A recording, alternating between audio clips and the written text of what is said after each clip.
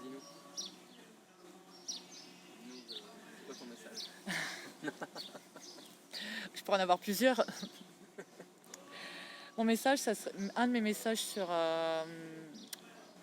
l'art d'enseigner, ça serait comment se créer de la valeur pour obtenir la coopération et l'attention de l'autre pour transmettre les apprentissages qu'on souhaite transmettre.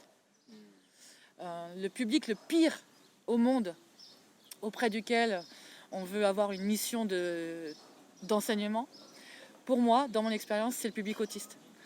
Parce que j'ai zéro valeur à leurs yeux. Je suis moins importante que la poignée de porte qui se trouve à côté.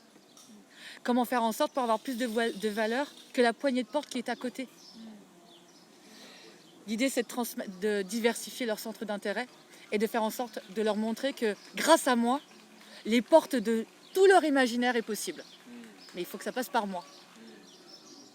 Voilà.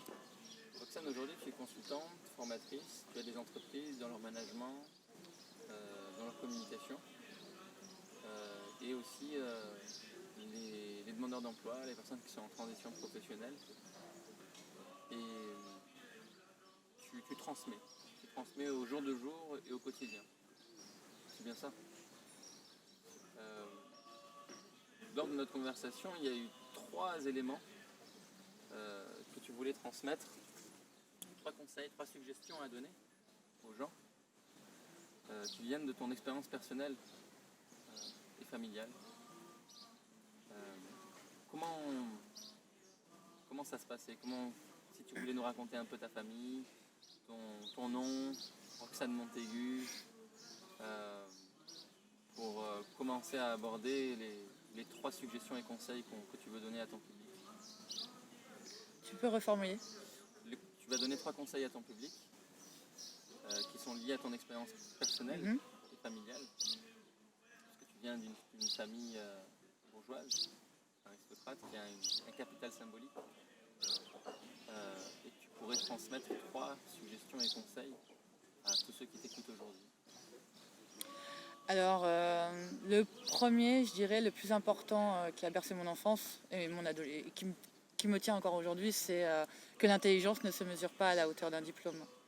Et donc, qu'on peut dépister chez chacun, même le plus handicapé, du plus handicapé, une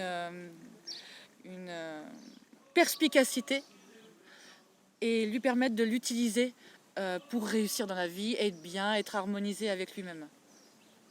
Dans un environnement qui est super anxiogène, surtout celui de l'heure actuelle. Voilà. Et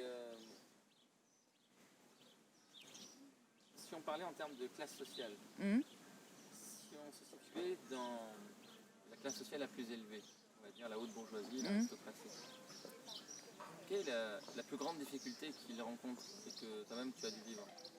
Moi, je dirais que ce que j'ai observé, c'est très peu d'humilité. Et du coup, ça en faisait des gens exécrables. Et j'avais beaucoup de mal avec ça parce que j'étais pas élevée comme ça. On avait très peu de richesses, très peu de jouets. On avait un cadeau à Noël. Et voilà, l'humilité était quelque chose de très très important chez mes parents, qui pourtant étaient dotés de connaissances incommensurables par rapport au commun des mortels là où on habitait. Voilà. Mais en même temps, tu as trouvé que dans ton expérience, trop d'humilité, ça menait aussi à certains extrêmes. Oui. De s'oublier soi-même. Voilà. Alors il y a des avantages et des inconvénients à être humble. Il y a aussi des avantages et des inconvénients à être égocentrique. L'égocentrisme, ça m'excédait avant. Et depuis quelque temps que je traverse la matrice avec une posture beaucoup plus d'observatrice, je me rends compte qu'il y a des avantages à être égocentrique. Tu parlerais plutôt de fait de s'assumer ou de s'affirmer? Alors, j'utiliserai pas ces mots-là parce que pour moi, ils sont pas mesurables, ça me parle pas. Je dirais plutôt comment réussir à aligner son âme, son esprit et son intention. Bon, c'est s'affirmer, être aligné. Plus j'écoute mes besoins, plus je suis légère et alignée. C'est ma croyance ressource maintenant. Qu'est-ce que tu transmettrais une aristo qui t'écouterait aujourd'hui, c'est d'être aligné. Tout à fait. Et j'en ai rencontré une au téléphone il n'y a pas longtemps, d'une très grande famille de La Réunion, qui s'est mariée avec un très grand monsieur de La Réunion, beaucoup d'argent dans ces familles-là. Et à un moment donné, elle n'était plus du tout alignée avec ce mec-là, parce que l'obsession de la famille, c'était l'argent, l'argent, l'argent. Et en fait, elle est d'origine malgache, et elle racontait qu'elle elle est excédée de la manière dont son ex, parce que maintenant ils sont divorcés, peut transmettre à leurs enfants communs cette importance de l'argent, nous avons le pouvoir, c'est nous qui faisons la réunion. Et elle, en fait, elle est partie de la famille, elle a été jetée, on lui a jeté des pierres en lui disant que de toute façon, elle allait finir sous les ponts, qu'elle pourrait jamais créer son entreprise, parce qu'elle a décidé de renier la famille. Et on a beaucoup parlé de ça, des croyances religieuses et de l'imbrication entre la religion et l'argent. Et en gros, elle a fait un gros doigt d'honneur. Et voilà, elle est partie et elle arrive maintenant à trouver des solutions pour créer sa valeur d'elle-même. Quelque part, elle utilise aussi ce qu'il exècre chez cette famille dont elle a décidé de rompre, avec laquelle elle a décidé de divorcer, pour exister elle-même en tant qu'elle-même. S'assumer et le mot que tu as employé. Aligner. S'aligner. Moi, je dirais aligner. Le premier conseil que tu aurais à donner. S'aligner. Mais après, donner un conseil comme ça sans en donner les outils, je suis pas trop en accord avec ça. Ouais. Mais tu aurais les outils à donner, mais il faudrait qu'on te contacte après. Voilà. Dans les commentaires. C'est ça. Dans la description, les gens pourront retrouver tes coordonnées et tu pourras parler avec eux. Parce que c'est pas tout. Tu aurais une seconde suggestion sur les trois, qui n'est pas de moindre importance. C'est-à-dire que c'est vraiment très important. Le fait d'aller à l'encontre des idées reçues. Ça aussi, c'est quelque chose que tu as vu dans ta famille, chez les Montaigu. Oui, par exemple... Tu aurais une suggestion à faire à propos de ça aussi. J'aurais une suggestion, c'est aller à l'encontre des idées reçues, transgresser, oui. Mes parents étaient des gens qui étaient quand même vachement dans le contrôle, mais ils savaient qu'ils n'avaient pas tous les outils pour faire de leurs enfants ce qu'ils avaient à devenir. Et donc, du coup, ils ont sollicité les forces vives des autres religions. Et moi, mon parrain, par exemple, il est juif. Et ce qui est très, très rare, en fait, dans les vrais pratiquants purs et durs, accepter que ça soit quelqu'un d'une autre religion qui participe à l'éducation de cet enfant, c'est très, très rare. Et il faut que le prêtre soit en accord avec ça. Si le prêtre dit non, ça ne va pas se faire. Et mon parrain est juif. Et ça m'a démontré que mes parents étaient humbles et savaient qu'ils n'avaient pas toutes les connaissances et tous les savoirs, et reconnaissaient en l'autre des outils qui pouvaient m'aider moi à me construire par moi-même, au lieu de faire des mini Montaigu, des mini Marie-Laurence, des mini Bernard. L'idée n'était pas là. L'idée était qu'il faut tout un village pour élever un enfant. Mais il y a quelque chose à surveiller quand même quand on fait ça. C'est de peut-être laisser quand même la liberté d'agir à l'autre. Ben ouais, alors ça c'est toute l'ambivalence de l'accompagnement et de l'influence et de l'intention dans laquelle on est. Est-ce qu'on veut que les choses se délivrent tout de suite, ou est-ce qu'on s'accorde de prendre le temps de prendre son temps? Donc autant on peut s'autoriser à transgresser, autant il faut arriver à autoriser les autres à transgresser à leur tour. Tu peux reformuler? Autant on s'autorise à transgresser, comme toi, comme tes parents ont fait, autant il ne faut pas rentrer dans le sectarisme et laisser chacun pouvoir transgresser, innover et sortir des préjugés par lui-même. Oui, disons qu'on a posé quelque chose et que la liberté de chacun, la seule liberté qu'on a, c'est celle de faire des choix. Donc les gens après on propose, les gens disposent. Des fois il y a un délai de retard, souvent il y a un délai de retard dans la réalité. Quand on pose une intention quelque part pour obtenir quelque chose, l'idée c'est quand même un peu de patience, parce qu'il y a toujours un délai de retard pour que la réalité arrive. Et chez les familles aristocratiques, est-ce qu'il y a beaucoup d'obligations, beaucoup de codes, beaucoup de règles desquelles on ne nous autorise pas à sortir? Comment ça se passe? Qu'est-ce que tu suggérerais? Alors oui, je dirais que oui, j'ai vécu quand même dans une contradiction.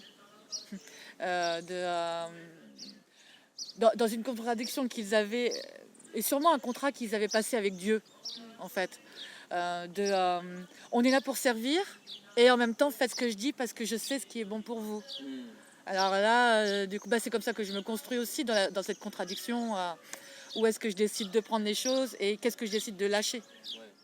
Qu'est-ce que tu retiens aujourd'hui et qu'est-ce que tu conseillerais à quelqu'un qui se trouverait dans la même situation aujourd'hui? Qu'est-ce que tu gardes? Je dirais lâcher l'importance.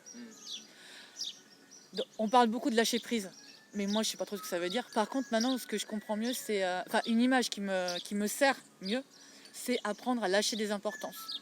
Parce que quand on va lâcher une importance, on va limiter nos colères, on va limiter nos frustrations. Et du coup, ça nous permet de transformer quelque part nos pensées et ça nous permet d'obtenir la réalité qu'on souhaite voir apparaître pour nous en lâchant l'obsession du but à atteindre.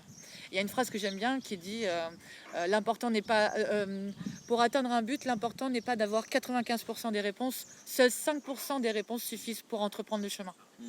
Et le reste, allons nous laisser faire. Waouh. Mais c'est pas tout, parce que tu as une troisième suggestion à faire avec tes expériences personnelles qui peut servir les personnes de grande famille qui nous écoutent, mais aussi ceux qui ne le sont pas, pour pouvoir amener à une union, une alliance. C'est la question de l'argent.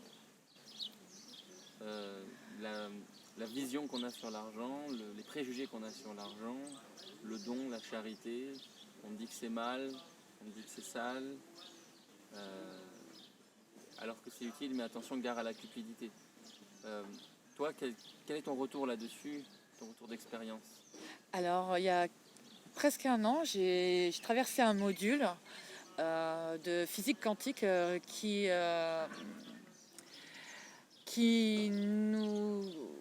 déconstruit une croyance comme quoi on a besoin de l'argent. Et en fait, non, c'est l'argent qui a besoin de nous. C'est le plus gros égrégore du monde, le plus gros balancier du monde, en fait, l'argent. Au départ, je croyais que c'était l'amour. En fait, pas du tout. C'est l'argent. Et je me demandais pourquoi j'arrivais pas à obtenir, alors que je me défonce au travail, que je suis engagée, mais je n'arrive pas à évoluer au niveau de l'argent. Et je me suis rendu compte pendant ce module-là qu'en fait, ma croyance limitante à moi, c'est que l'argent, c'est sale. Et pourquoi? C'est parce que le samedi soir, je suis rentrée chez moi et je me suis replongée dans mon enfance. Et je me souviens des tonnes de fois voir ma mère me dire « Ne touche pas l'argent, c'est sale !» Et du coup, en revenant le dimanche matin au module, j'ai reposé ça sur la table. Je me suis mise à pleurer comme pas possible. Ça a été un module horrible pour moi. De culpabilisation, de non, je ne dois pas être cupide, non, je ne dois pas être avare, non, tu dois servir, tu ne dois pas attendre en retour. Tu n'as pas le droit de prendre autre chose en retour. Déjà, ce qui te gratifie, c'est de donner. Mais l'idée, moi, je dois apprendre à donner et je dois aussi apprendre à recevoir. Et par exemple, c'était très compliqué pour moi quand on voulait me proposer du piston. Une amie de ma mère qui est neuropédiatre, à une époque où je galérais à trouver du travail, m'a proposé plusieurs fois pas de me pistonner, mais de me faire rentrer en contact. Et elle me l'a proposé au moins 4 fois. Et à chaque fois, j'ai dit non. Non, je veux pas. Non, je veux pas. Non, je veux pas. J'avais l'impression que j'avais la croyance que j'allais passer devant quelqu'un d'autre parce que j'avais cette petite relation. Et moi, j'étais pas du tout alignée avec ça. Et résultat des courses, ça m'a mis dedans. Au lieu de l'accepter, de le recevoir comme quelque chose qui pouvait, être, qui n'était pas du tout négative ou cupide. Ou avoir le sentiment de se dire que je vais passer devant les autres ou écraser les autres. Non, j'avais complètement faux. Mais oui, on m'a appris à donner, on m'a pas appris à recevoir. Donc s'il y avait une chose à suggérer aux personnes qui nous écoutent, je dirais que de recevoir de l'univers, identifier les choses qui arrivent à nous et ne pas dire non, ça j'en veux pas. Allons voir ce à quoi ça peut nous servir. Pour servir notre cause. Même si c'est un privilège qui vient de notre famille, même si c'est un héritage. Voilà. De l'accepter. Oui. Mais attention, gare à l'avidité et à la cupidité. Alors, probablement. Mais moi, je ne donnerai pas de message de attention à. Parce que maintenant, j'estime que tout a sa place dans l'univers et que l'injustice a autant de place que la justice. Que l'irresponsabilité a autant d'avantages qu'il y a davantage dans la responsabilité. Donc tout a sa place. Après, l'univers a son équilibre dynamique et va se remettre en ordre lui-même. D'accord. C'est ta vision des choses. Très bien, on va pouvoir conclure. On a vu ensemble comment rester naturellement humble, s'assumer, même si on est d'une grande famille. Voir comment on est aligné surtout. Ensuite, on a vu, deuxièmement, comment aller à l'encontre des idées reçues, tout en laissant les autres de notre famille et de notre environnement pouvoir faire la même chose, pas devenir des dictateurs. Et enfin, on a vu qu'on peut accepter à la fois de recevoir autant que l'on donne, sans se prendre trop la tête sur des valeurs ultramorales en s'imposant qu'il faille ne pas être cupide ou ne pas être avide, vivre la chose telle que c'est ici et maintenant. Très bien, avant de se quitter, est-ce que tu aurais un message à faire passer, quelque chose à conseiller à faire aujourd'hui au public, aux gens qui nous écoutent, qui pourrait leur être utile? Quel serait ce message-là et quelle serait l'action? Alors, il y a quelque chose que j'ai appris en approche du comportement qui me sert beaucoup maintenant. C'est un exercice qu'on tente de donner aux enfants quand ils sont en CE1, c'est-à-dire la compréhension fine de la lecture, c'est-à-dire savoir, ce travail, cet effort de réussir en permanence à penser ce que l'on dit. Et moi, j'admire par exemple le public autiste que j'ai accompagné parce qu'ils sont beaucoup plus alignés avec eux-mêmes là-dessus. Cette idée de transparence, d'honnêteté, ils arrivent à mieux se l'approprier que nous, les neurotypiques, qui avons cette facilité de mensonge ou de détourner la vérité, et qui fait qu'après, on peut ne plus être aligné avec soi-même. Et puis du coup, on n'est plus en accord avec les autres, avec le monde dans lequel on est, avec sa mission de travail, ou dans son couple, ou avec ses enfants ou ses parents. Et cette idée de réussir en permanence à penser tout ce qu'on va dire, on se trompe. Et c'est laisser erreur. Mais c'est un exercice qui vaut le coup parce que ça nous permet d'être éveillés en permanence sur nous-mêmes et sur nos besoins à nous. Qu'est-ce que tu leur conseillerais de faire du coup, dans les commentaires? Alors on pourrait dire c'est tourner 7 fois la langue dans sa bouche avant de parler. Oui, mais si tu voulais par exemple que les gens fassent quelque chose et qu'ils t'en informent dans les commentaires de cette vidéo. Je leur demande. Disons que j'ai rien à demander. Si tu disais et vous, comment vous voyez la chose? Parlons-en dans les commentaires. Qu'est-ce que tu leur demanderais?